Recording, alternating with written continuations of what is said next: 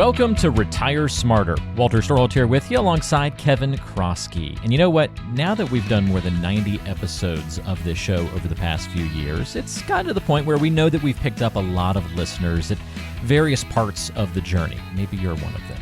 And many of you who weren't around since the beginning have perhaps never gone back to hear some of our earlier episodes. Well, if you sure wish you could go back and catch some of the best past episodes, but, maybe you don't have the time to go consume every single one of them, well, you're in luck. We've done some of the hard part for you. We're going to give Kevin a few weeks off from taping fresh material to make it through the end of tax season here, and then he'll be back, of course. But in the meantime, we've assembled a special 5-part series, a Retirement Rules Rewind, if you will, where we've selected episodes from our most popular series of the past. Now, these are going to be select episodes that deal with retirement rules that you've probably heard before, but, we like to challenge those rules on this show and see if they truly should be called that. So we're going to touch on subjects over the next 5 episodes that relate to everybody's retirement planning. So there's something here for everyone. And even if you had listened to these episodes way back when, well, it's been a few years, so never hurts to have a refresher.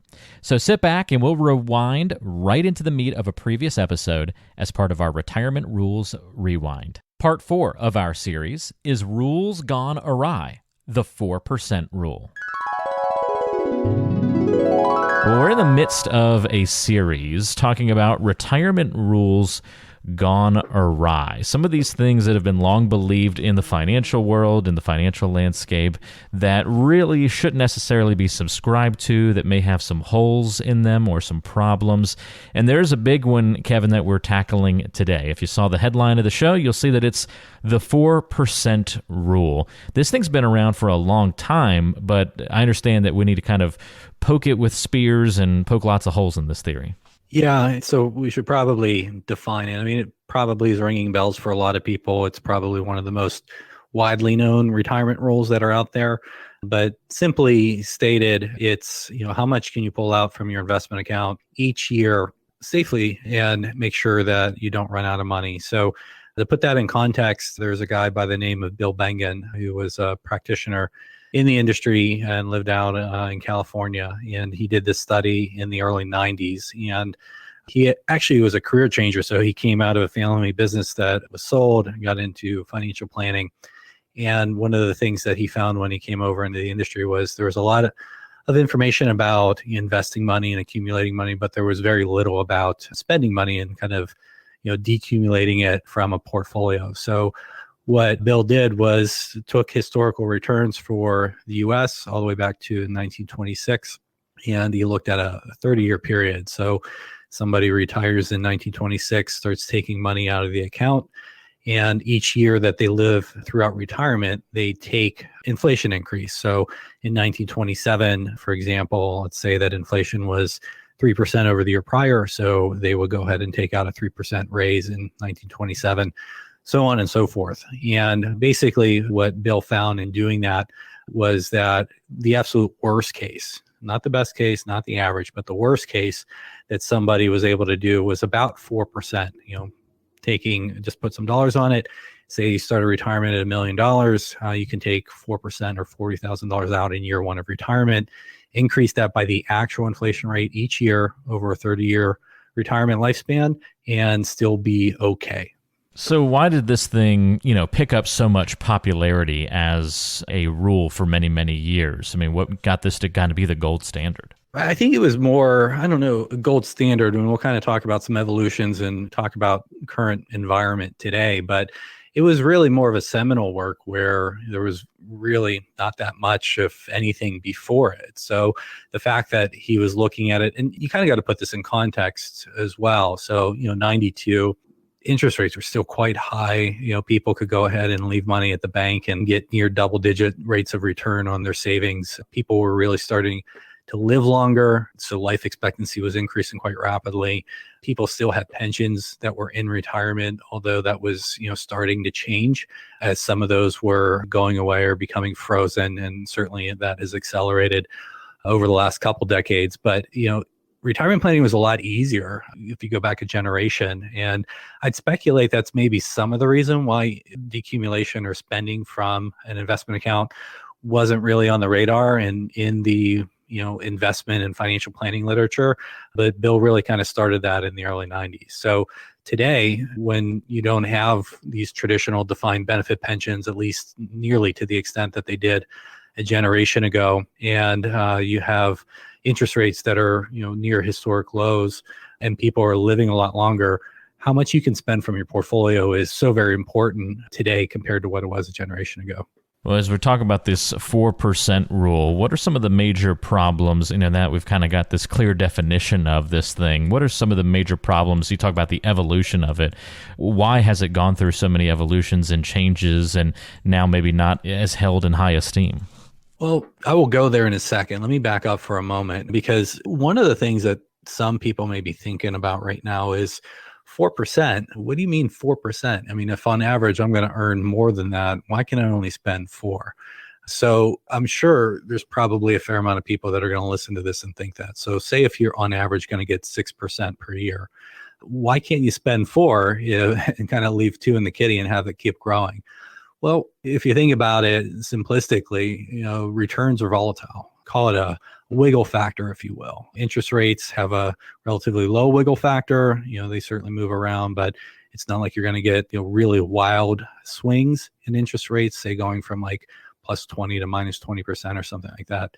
However, that wiggle factor is much more severe when it comes to stocks. And, you go back to 2008 and stocks were down by about 40% and really nearly north of 50% from kind of a peak to trough decline. And you can have years, even just a few years ago, U.S. stocks were up north of 30% and small company stocks were north of 40%. So if you think of those in terms of, a goalpost or runway, the runway is a lot wider for stocks than it is for bonds. And that's in the short term. But even if you go out over the longer term, that runway for stocks will narrow. I pulled up some data in front of me. I have kind of a best and worst 20-year return for the S&P 500. And this goes back all the way from 1926 when really good market data began to come about through the end of 2017. So Walter, if I'll put you on the spot here, you have any guess what the best 20-year return was for the S&P 500? The best 20-year return for the S&P 500. That's a pretty long period of time. So I'd say it's not maybe as high as you would think. Let's go 10%. I'll just guess 10. So 10 is about the average if you go all the way back to 1926. In fact, with some of the favorable returns that we've had over the last several years for the U.S. stock market, it's actually 11%. So S&P 500, 1926 through 2017, annual compounded average return is 11%. The best is north of 18%. Wow. 18, okay. 1-8. Quite high. And that's 1980, going on forward. So conversely, I'll give you a chance of redemption here, Walter. What was the worst 20-year return? I feel good that I hit the average on the head, it sounds like. But let's see. Right. That wasn't your question, though, unfortunately. The worst 20, and we're going 20-year span again? We are. Well, I was 8 off on my 10 guess, so I'll go 8 off on my low guess since I was right near the average. How about 2%? Wow, I'm quite impressed. Nice recovery. It's actually 1.89. I'll round it up to 2 and say you're a winner. Redemption. All right. I was really good at those Price is Right games growing up whenever I was sick, and you'd stay home. The one thing about being sick and staying home from school is you got to watch the Price is Right. I don't know if I'm the only one that felt that way, but I was always really good at the Price is Right games. So I feel like I'd be a good contestant there. There you go. This proves it. So when you think about that runway, so the average is 11, and this is over a 20-year time span. So we're not talking about, say, like, minus 40% to positive 40%. That runway is quite wide. But even over 20 years, we're going from, just call it 2 to 18. So the runway from a 1-year perspective historically is about, if it's minus 40 to plus 40, again, I'm just kind of using some ballpark numbers here, but that's 80%. You take both sides of those and add it up. Over 20 years, that 80% narrows down to a 16% differential, but it's still quite a big differential. And we're talking over 20 years. So if I just do some kind of simple math in my head, if we're talking about a 16% difference over 10 years, 16 times 10 is 160% difference. Double that to get to 20 years. We're talking 320% difference in cumulative return And that ignores compounding. With compounding, that's going to be quite more. So to loop this back into the 4% rule, what Bengen was doing was saying, hey, returns are variable.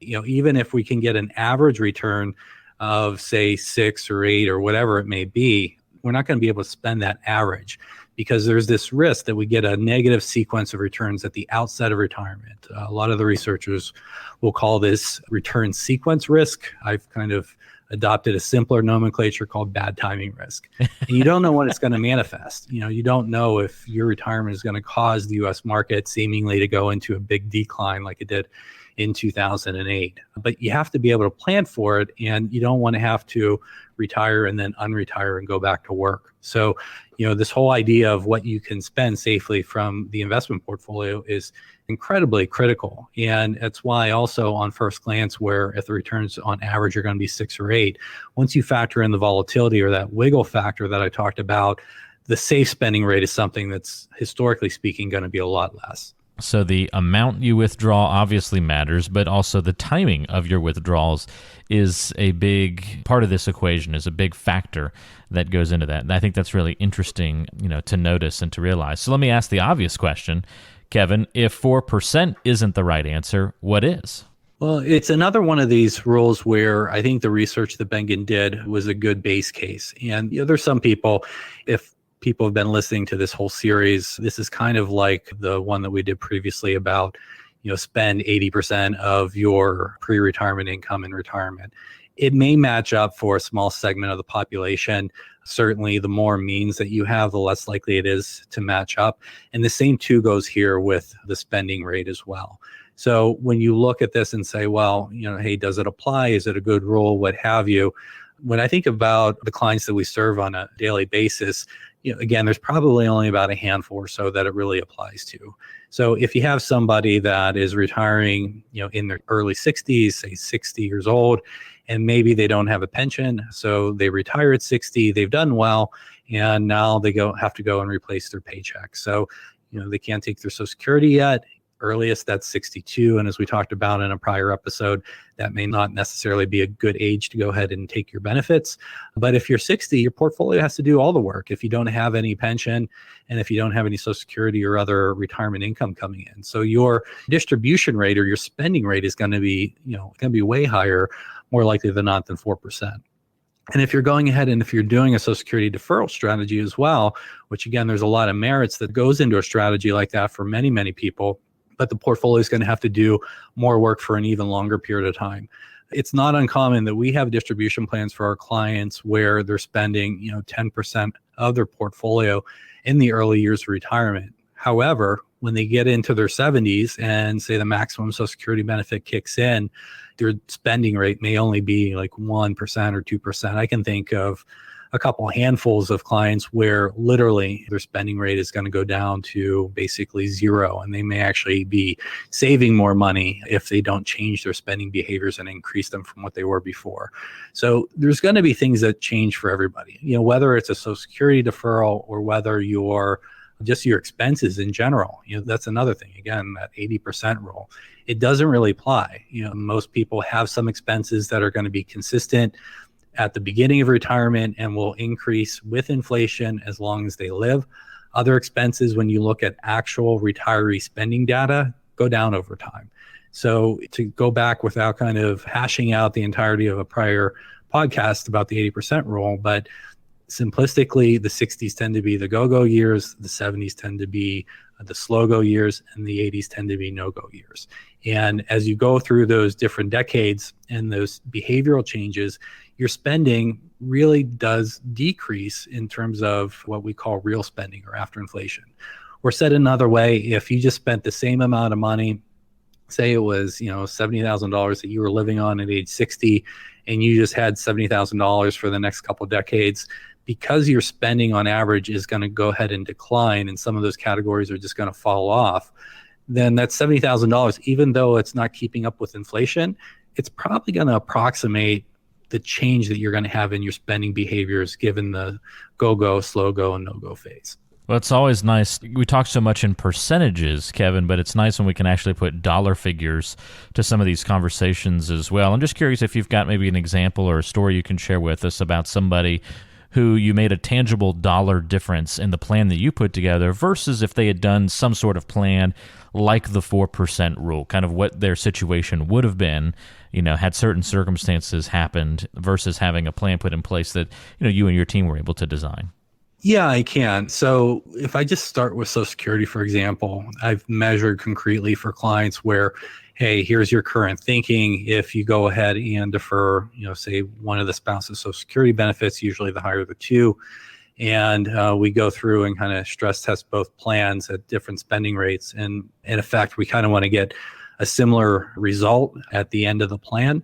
How much more spending can, say, a Social Security deferral strategy allow you to do on a similar basis? And I've measured where it's been as much as, say, like $6,000 or $7,000 a year for certain clients, and that's just Social Security. So when you get into the distribution plan, we haven't spoken about taxes yet. Whenever Bengen looked at this in the early 90s, the 4% rule corresponds to basically the money not being taxed. So if the money is coming out of an IRA and say your average effective tax rate is maybe 10% or so it's going to be something less that you're going to be able to spend on an after-tax basis. And if that money, say, is not in an IRA, but in, say, like a brokerage account or a trust account or a joint account with your spouse, there's going to be some tax drag on that because you're going to get a 1099 every January, and that's going to have to show up on your tax return. So once you start getting into not only the distribution plan and matching that to spending, but overlaying that with some smart tax strategies, it's easy to see and run simulations where you can show somebody that, hey, here's the way you're thinking about doing it, or the way that most people do it, kind of these roles that you have. But if you do it this way, your spending is going to last maybe an extra 3 or 4 years. So you can kind of equate it to how much more can you spend per year on a similar sort of safe basis. You can translate it to how many more years would your money last, or you can also translate it to, kind of a quest value and say, how much more money are you likely to have when we like to say your plan ends, which is a very PC way of saying you kind of move on or pass away. So, depending on what's important to the person, we can kind of gauge that for anybody and start quantifying some of those benefits. And the good thing is, too, Bengen really kind of started this in 92. There's been so many good distribution planning articles that have come out, and particularly as interest rates have gotten a lot lower and as stock values have gotten a lot higher, there's been a lot more attention, being paid to this area. So there's a lot of good work that's been out there, peer reviewed by a lot of smart people, quantifying the benefits of these different distribution strategies. And the good thing for us is, we may not be original in kind of creating this work, but we can certainly read it, comprehend it, explain it to clients in simple language, and then incorporate it in their plan to make better and smarter decisions for them in their retirement. It's another one of those retirement rules gone awry, the 4% rule, where you withdraw 4% each year from your retirement plan, and it kind of says, hey, you're going to be all right if you do it that way. Plenty of holes poked into that theory today. Kevin, before we wrap up the conversation, anything else you want to highlight about the 4% rule that you think would be important to know? It's a starting point. People that are reading about it, it gets you thinking about it, but it really is just a starting point. There's a lot of value that a good advisor can add if they can go ahead and actually take a lot of this research, simplify it, give you the clarity and confidence to go ahead and make better decisions and show you those tangible benefits that it will make, whether that's retiring early, making your money last longer, leaving more to your kids or to the charities that you support, or, hey, be a little bit fun and a little bit selfish and spend more money while you're living. See the benefits of having those experiences for yourself, for your family, maybe even giving some of the money to your kids while you're alive, rather than just waiting and giving them a big lump sum while you're gone. So all this stuff is interrelated. That should be becoming very, very clear if you're listening to this Retirement Rules Gone Awry podcast series that we've been doing. But if you're missing a piece of it, it's kind of a domino effect as well. So you kind of need to look at everything if you're really going to get the most out of what you have. I like the way that you describe that, and that's definitely a common thread between all our Retirement Rules Gone Awry. They probably should be renamed, instead of Retirement Rules, to possible starting points for the conversation. Likely not to be where you end up. Probably That's a better way to go about it. that's not as catchy as Retirement Rules. I'm open for not. suggestions here. I think I may have said earlier that's my working title for this book that I'm writing.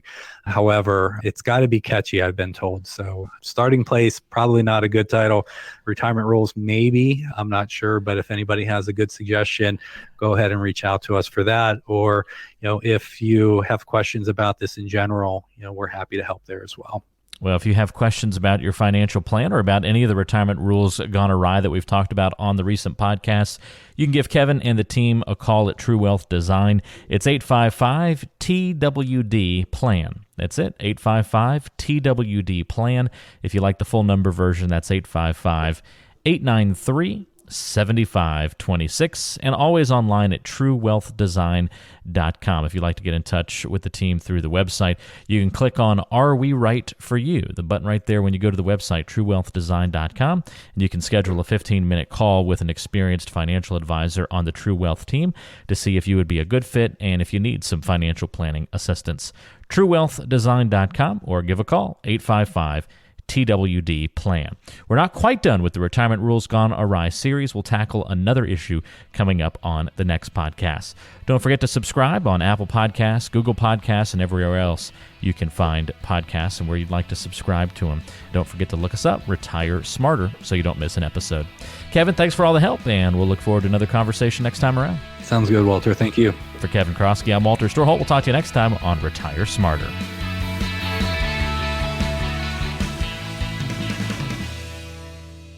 Information provided is for informational purposes only and does not constitute investment, tax, or legal advice. Information is obtained from sources that are deemed to be reliable, but their accurateness and completeness cannot be guaranteed. All performance reference is historical and not an indication of future results. Benchmark indices are hypothetical and do not include any investment fees.